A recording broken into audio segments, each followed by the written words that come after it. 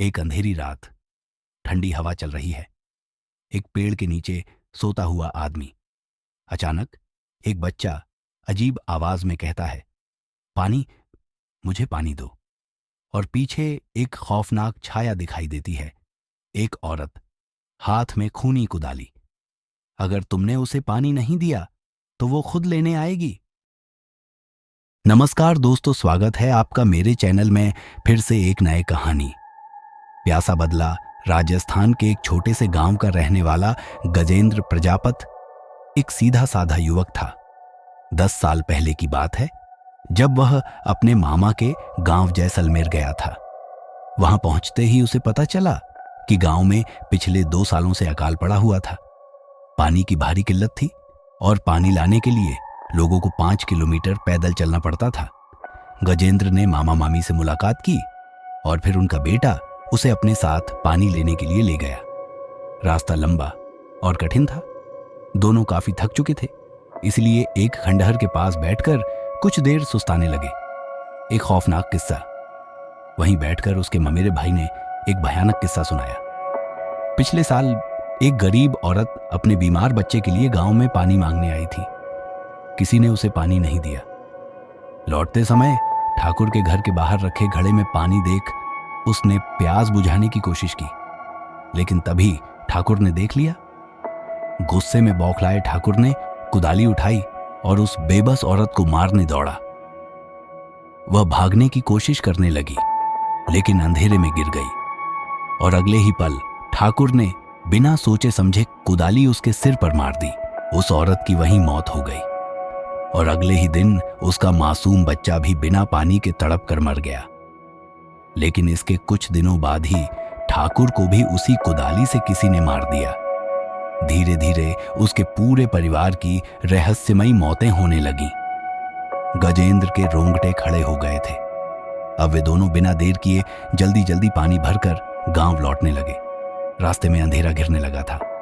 तभी अचानक एक मासूम सा बच्चा उनके सामने आ गया।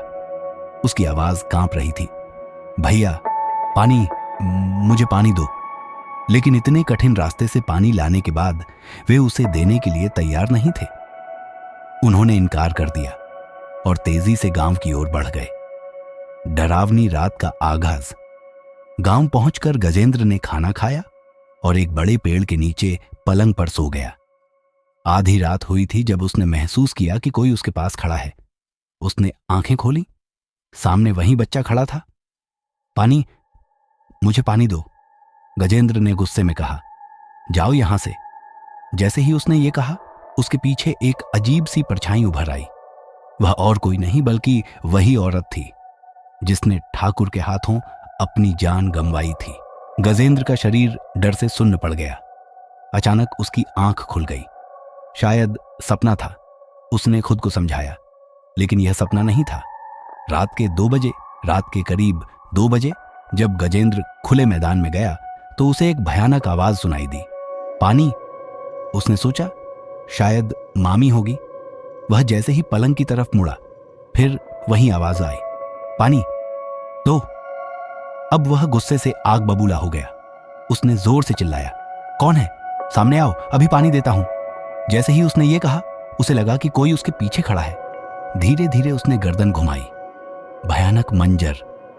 वही औरत खड़ी थी, हाथ में खूनी कुदाली, चेहरा झुलसा हुआ, आंखों से खून टपक रहा था। और उसने ठंडी डरावनी आवाज में कहा, जब मुझे पानी चाहिए था तब किसी ने नहीं दिया। अब मैं तुम्हारी प्यास बुझाने आई हूं। गजेंद्र बुरी तरह कांपने लगा।